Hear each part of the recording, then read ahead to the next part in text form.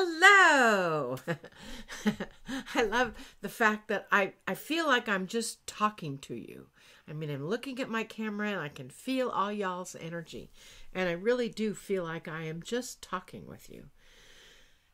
And a friend of mine told me, actually sent me a video, and I may be able to include it in this. I may not, but of starlings on her lawn, which were very unusual because she lives in Canada, and it's, I think she said 20 something below 0 Celsius, which I don't even know what temperature that is at this moment. I'm sure I could Google it. Google knows.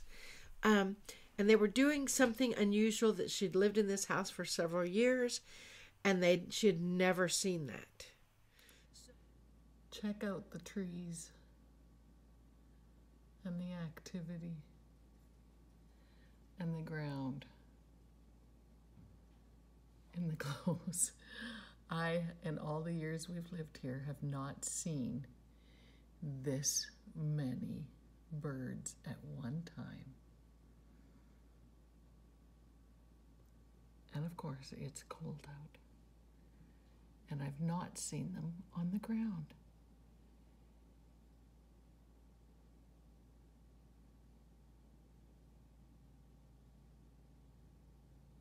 It's like minus 20 Celsius.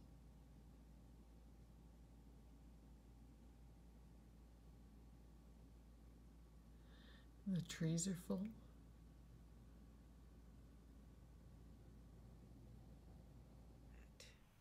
So in my world, that becomes a message. You know, animals, birds, you know, reptiles, animals, they're all bringing us signs, and you know this. And so you want to ask if a bird or a group of birds or a group of animals are doing something unusual, like they were for her. What does that mean for you? How is that connecting to you? And so I got out my trusty Animal Speak book. First I asked her what kind of birds they were, and she said she believed that they were starlings. And I got out my trusty Animal Speak book, and it says group behavior and etiquette. It's the power of spring, which at the recording of this, it's going to be spring soon, but it was not spring then.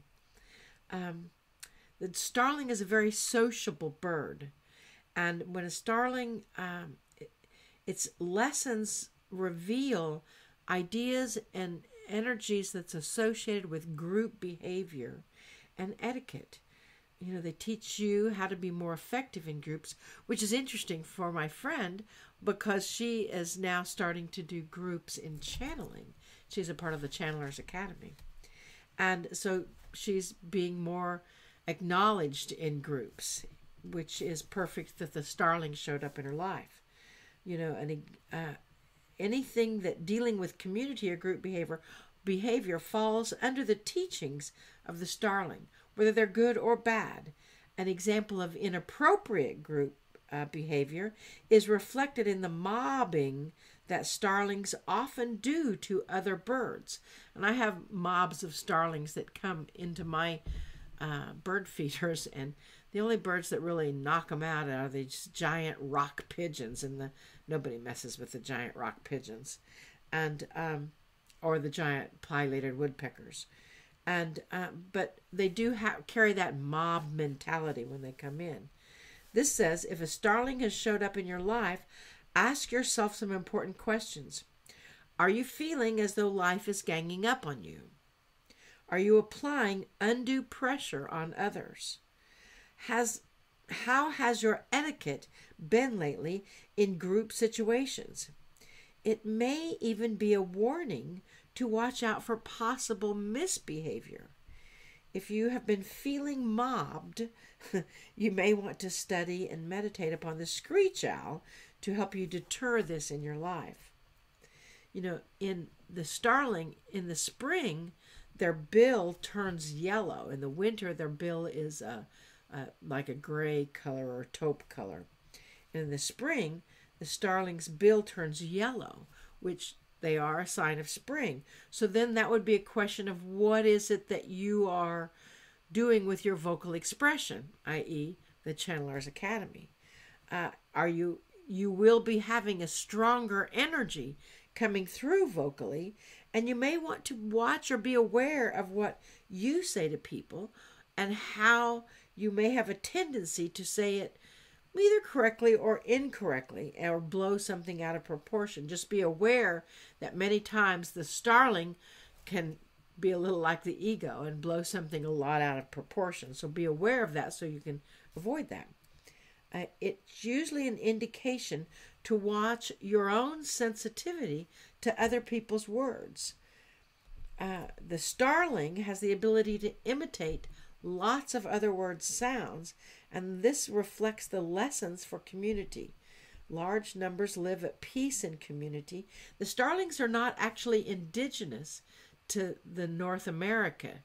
The starlings were brought over here by, I read it somewhere, I don't know what century or where it was, but some rich land mogul that came over here from Europe brought his favorite birds in cages, which were starlings, and they actually invaded the eastern coast so much that they became species that people would hunt and kill. So I know, I just read that the other day and I thought, well, that's wild. That doesn't mean that people are going to hunt and kill my friend, but that just is a part of that mob mentality. So you will get the opportunity to be sensitive to that as you're expanding in your group communication. You see, there's really messages everywhere in the world. The universe is bringing you things that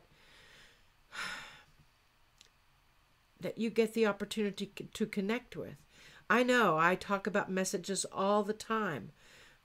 I have a big pileated woodpecker that has come to my bird feeder, and I just love him.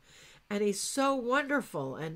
And he's just recently brought a spouse with him. There's another woodpecker that's just a little smaller, a pileated woodpecker, and they do mate for life. And so I think that's a message for me in my, relationship process. So understand that the like the woodpecker is about the rhythm of life and how you're changing your rhythm. And I have to say my rhythm has certainly changed in the past year, and it may be getting back to a more natural rhythm for me in these new times. So, I just thought I would share all that with you and let you think at the birds and animals and creatures of the world that are a part of your environment that you bring to you when they're doing something unusual. Now, if they're not doing something unusual, it may not be a message for you. It may just be, pickle is just a pickle. But if they're doing something that is unexpected or different, then pay attention to it, because there's definitely a message there. Anyway, namaste, y'all. Namaste.